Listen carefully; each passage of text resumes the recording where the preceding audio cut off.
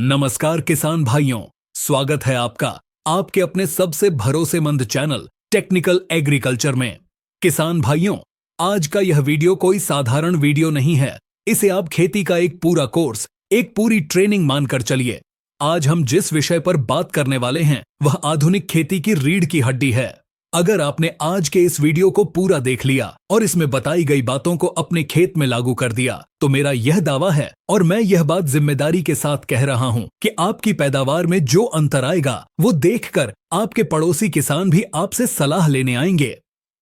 आज हम बात करेंगे वाटर सॉल्युबल फर्टिलाइजर्स यानी जल में घुलनशील खादों की A to Z जन्म कुंडली के बारे में। 19-19-19, 0-52-34, 13-0-45, 12-61-0, calcium nitrate, magnesium sulphate, boron, zinc, यह सब क्या है? इनका सही कॉम्बिनेशन क्या है? और सबसे बड़ी बात, वो कौन सा विज्ञान है जो इनके पीछे काम करता है? हम अक्सर दुकान पर जाते हैं, दुकानदार जो दे देता है हम ले आते हैं, लेकिन आज हम आपको एक जागरूक और वैज्ञानिक किसान बनाएंगे। सबसे पहले शुरुआत करते हैं एक बुनियादी सवाल से। आखिर हमें वाटर सॉल्युबल खाद की जरूरत क्यों पड़ी? हमारे पास यूरिया था, DAP था, सुपर फास्फेट था, पोटाश की बोरियां थीं। फिर यह महंगे खाद क्यों? इसको समझने के लिए हमें पौधे के भोजन लेने के तरीके को समझना होगा। देखिए, पौधा अपना भोजन दो तरीकों से लेता है, एक मुंह से और एक त्वचा से। जड़ें उसका मुंह हैं और पत्तियां उसकी त्वचा। जब हम दानेदार खाद जैसे DAP जमीन में डालते हैं तो उसकी घुलनशीलता बहुत कम होती है। वैज्ञानिक शोध बताते हैं कि दानेदार DAP का केवल 30 से 35% हिस्सा ही पौधे को मिल पाता है। बाकी का 65% से 70% हिस्सा मिट्टी में जाकर लॉक हो जाता है, फिक्स हो जाता है। यानी आपने 100 रुपए खर्च किए तो 70 रुपए मिट्टी में बेकार चले गए। और तो और यह जमी हुई खाद हमारी मिट्टी को सख्त और बंजर बनाती रही है। वहीं दूसरी तरफ वाटर सॉल्युबल खाद एक हाईटेक तकनीक है। यह खाद 100% शुद्ध होती है। इसमें फिलर मटेरियल यानी कचरा या मिट्टी बिल्कुल नहीं होती। जब आप इसे पानी में घोलते हैं तो यह पूरी तरह आयंस में बदल जाती है और पौधे की जड़ें भोजन को आयंस के रूप में ही लेती हैं। जब आप इसे ड्रिप से देते हैं तो इसकी दक्षता 80 से 90% होती है और जब आप इसे पत्तियों पर स्प्रे करते हैं तो यह दक्षता 95% तक चली जाती है, यानी कम लागत में ज्यादा मुनाफा। इसे कहते हैं स्मार्ट फार्मिंग।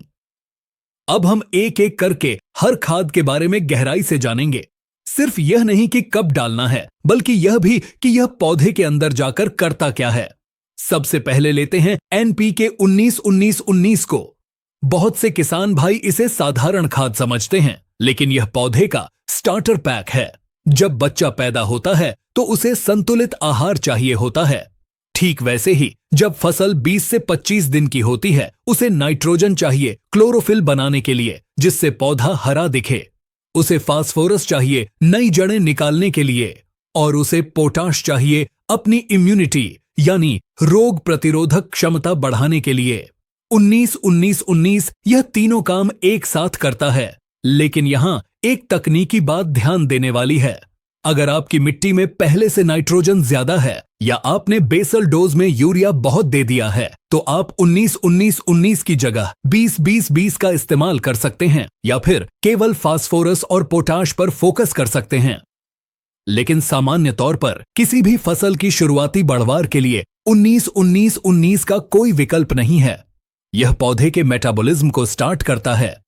अब आगे बढ़ते हैं एक बहुत ही पावरफुल खाद की तरफ, 12-61-0। इसे मोनो अमोनियम फास्फेट कहते हैं। किसान भाइयों, इसे जड़ों का राजा कहा जाता है। जरा सोचिए, पौधे की जड़ें ही वो पंप हैं जो जमीन से पानी और पोषक तत्व खींचती हैं। अगर पंप छोटा रह गया तो टंकी कैसे भरेगी? 12-61-0 में 61% फास्फोरस होता है। यह फास्फोरस सीधे जड़ तंत्र रूट जोन को एक्टिवेट करता है। इसका इस्तेमाल सिर्फ जड़ें बढ़ाने के लिए नहीं बल्कि तने की मोटाई बढ़ाने के लिए भी होता है। अक्सर हम देखते हैं कि फसल थोड़ी सी हवा चलते ही गिर जाती है। इसे लॉजिंग कहते हैं। अगर आप शुरुआती अवस्था में 12-6-1-0 का सही इस्तेमाल करते हैं तो तना इतना मजबूत बनेगा कि फसल गिरेगी नहीं। साथ ही यह कल्ले फूटने टिलरिंग में भी मदद करता है। गेहूं और धान के किसानों के लिए तो यह वरदान है। अब हम फसल की उस अवस्था में पहुंचते हैं जो सबसे नाजुक होती है। वो है फूल आने की अवस्था यानी फ्लावरिंग स्टेज। यहां अक्सर किसान गलती करते हैं, वो यूरिया या नाइट्रोजन देते रहते हैं। नतीजा, पौधा अपनी लंबाई बढ़ाता रहता है, मस्त होकर बढ़ता है, लेकिन फूल कम आते हैं या आकर झड़ जाते हैं। यहां एंट्री होती है NPK 05234 की। इसे मोनोपोटेशियम फास्फेट MKP कहते हैं। देखिए, इसके विज्ञान को समझिए। इसमें नाइट्रोजन 0 है, यानी यह पौधे को सिग्नल देता है कि भाई अब बढ़ना बंद करो और फूल फल देने पर ध्यान दो। यह पौधे की वेजिटेटिव ग्रोथ को रोककर रिप्रोडक्टिव ग्रोथ को शुरू करता है। इसमें मौजूद 52% फास्फोरस फूलों के डंठल को मजबूत करता है, जिससे फूल झड़ते नहीं, और 34% पोटाश फूलों को फल में बदलने की प्रक्रिया पॉलिनेशन को तेज करता है। अगर आपकी फसल में फूल झड़ने की समस्या है या फूल कम आ रहे हैं तो 0-50-2-34 के साथ अगर आप चिलिटेड बोरॉन मिला दें तो यह सोने पर सुहागा हो जाता है। बोरोन पराग नली पोलन ट्यूब्स का निर्माण करता है। तो याद रखें, फूल आते समय 0-50-2-34 और बोरोन का कॉम्बिनेशन आपकी पैदावार को 20% तक बढ़ा सकता है। फसल अब और आगे बढ़ती है। फूल से फल बन गया। अब हमें क्या चाहिए? हमें चाहिए बड़ा, चमकदार, वजनदार और स्वादिष्ट फल। यहां काम आता है NPK 13-0-45, जिसे पोटेशियम नाइट्रेट कहते हैं। बहुत से किसान पूछते हैं कि 13-0-45 ही क्यों, 0-0-50 क्यों नहीं? यहां एक बहुत बारीक विज्ञान है। 13-0-45 में जो 13% नाइट्रोजन है वह नाइट्रेट फॉर्म में है। नाइट्रेट नाइट्रोजन बहुत तेजी से पौधे में चलता है। यह एक कैरियर यानी वाहन का काम करता है। यह पोटाश को अपनी पीठ पर बैठाकर पौधे के हर हिस्से, हर फल, हर दाने तक तेजी से पहुंचाता है। अगर आप इस समय नाइट्रोजन बिल्कुल बंद कर देंगे तो फलों का साइज बढ़ने में दिक्कत आ सकती है। इसलिए फल के विकास की अवस्था में 13-0-45 सबसे बेस्ट है। यह सूखे के प्रति भी लड़ने की ताकत देता है।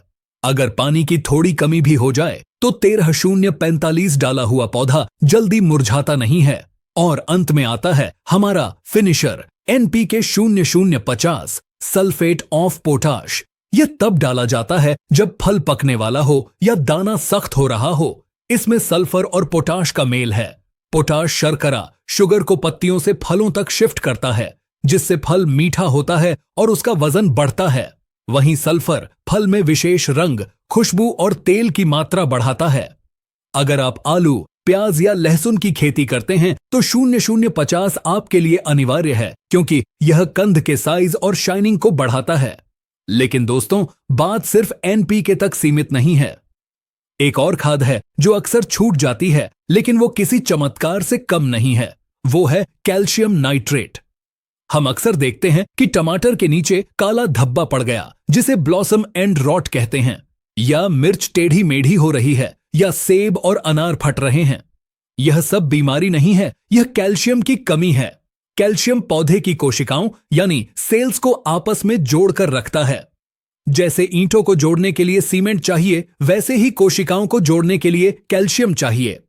लेकिन कैल्शियम नाइट्रेट को इस्तेमाल करने का एक विशेष नियम है। इसे आवारा तत्व भी कहा जाता है, क्योंकि यह किसी के साथ नहीं पटता।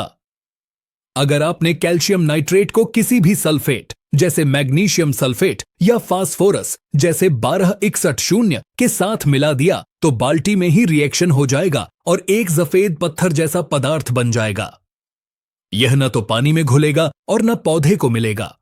उल्टा आपके ड्रिप के पाइप चौक हो जाएंगे।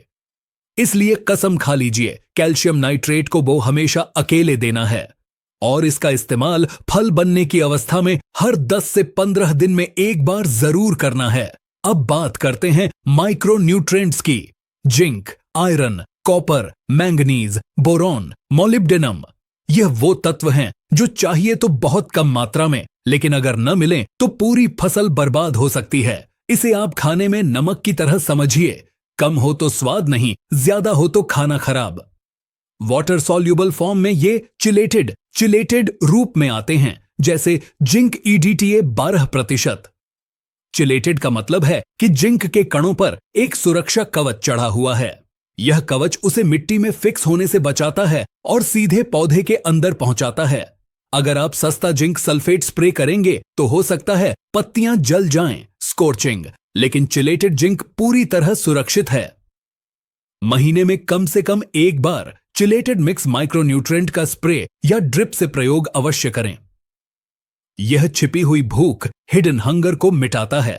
अब आते हैं सबसे महत्वपूर्ण हिस्से पर, खाद देने का सही तरीका और मात्रा। बहुत से किसान भाई अंदाज से मुट्ठी भरकर खाद डालते हैं। यह गलत है। अगर आप स्प्रे कर रहे हैं तो पानी की मात्रा और पीएच का ध्यान रखें। स्प्रे के लिए पानी का पीएच 6 से 7 के बीच होना चाहिए। अगर आपके बोरवेल का पानी खारा है, पीएच 8 या उससे ऊपर, तो बाजार से पीएच बफर या एसिड फायर लेकर आएं, या देसी जुगाड़ में थोड़ा नींबू का सत्व, टेट्रिक एसिड मिलाकर पीएच कम करें। उसके बाद खाद घोलें। यकीन मानिए, रिजल्ट 2 गुना हो जाएगा। स्प्रे की मात्रा आमतौर पर 3 से 5 ग्राम प्रति लीटर पानी, यानी 15 लीटर की टंकी में 50 से 75 ग्राम। लेकिन अगर आप छोटी फसल नर्सरी पर स्प्रे कर रहे हैं तो मात्रा 1 से 2 ग्राम ही रखें। स्प्रे हमेशा शाम के समय करें या सुबह ओस सूखने के बाद। दोपहर की तेज धूप में स्प्रे करने से लीफ बर्न। इसके अलावा आजकल बाजार में बहुत से नकली खाद भी आ रहे हैं। असली वाटर सॉल्यूबल खाद की पहचान यह है कि वह पानी में डालते ही अपने आप घुलने लगती है और हाथ लगाने पर पानी बहुत ठंडा महसूस होता है। अगर खाद घुलने में समय ले रही है या नीचे रेत जैसा कुछ बच रहा है तो समझ लीजिए क्वालिटी में गड़बड़ है। एक और समस्या जो अक्सर आती है, लीफ बर्न या पत्तियों का किनारों से जलना। यह तब होता है जब हम बहुत ज्यादा खाद डाल देते हैं या मिट्टी में नमी कम होती है। इसे सॉल्ट इंजरी कहते हैं। वाटर सॉल्यूबल खाद भी एक तरह का नमक, सॉल्ट 10 ही है। अगर यह जड़ों के पास बहुत ज्यादा जमा हो गया तो यह उल्टा पौधे से ही पानी खींचने लगता है। इसलिए हमेशा याद रखें, खेत में पर्याप्त नमी, ओट होने पर ही खाद चलाएं। सूखी जमीन में कभी भी तेज खाद न दें। अब बात करते हैं लागत की।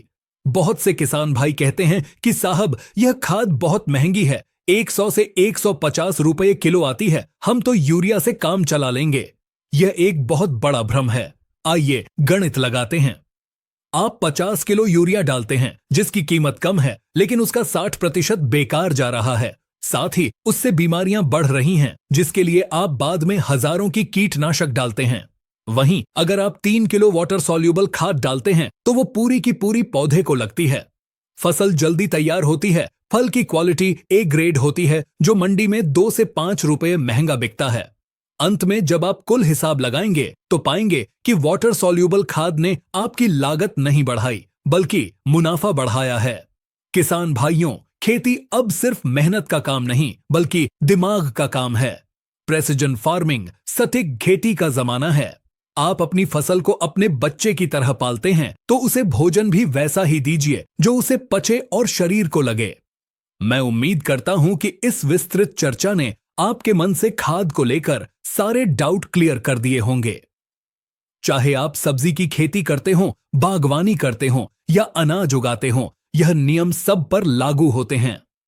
अगर आपको लगता है कि इस वीडियो में कुछ छूट गया है या आप किसी खास फसल का पूरा चार्ट बनवाना चाहते हैं, जैसे टमाटर का 120 दिन का शेड्यूल या मिर्च का शेड्यूल, तो आप संकोच न करें, नीचे कमेंट बॉक्स में लिखें।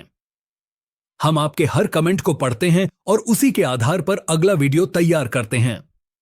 जाते जाते एक अपील, यह जानकारी बहुत कीमती है। इसे सिर्फ अपने तक न रखें, इसे अपने गांव के व्हाट्सएप ग्रुप में अपने दोस्तों के साथ शेयर करें। जब हमारा किसान जागरूक होगा तभी देश आगे बढ़ेगा। इसी प्रकार की खेती से जुड़ी महत्वपूर्ण जानकारी हम फेसबुक और इंस्टाग्राम पर भी पोस्ट के माध्यम से देते रहते हैं, तो आप हमें वहां भी फॉलो कर लीजिए। टेक्निकल एग्रीकल्चर परिवार से जुड़ने के लिए आपका दिल से धन्यवाद। चैनल को सब्सक्राइब करके घंटी वाला बटन जरूर दबाएं ताकि हमारी अगली वीडियो सीधे आप तक पहुंचे। खेतों में हरियाली हो और जेब में खुशहाली हो, इसी कामना के साथ मैं आपसे विदा लेता हूं। जय हिंद, जय भारत, जय किसान।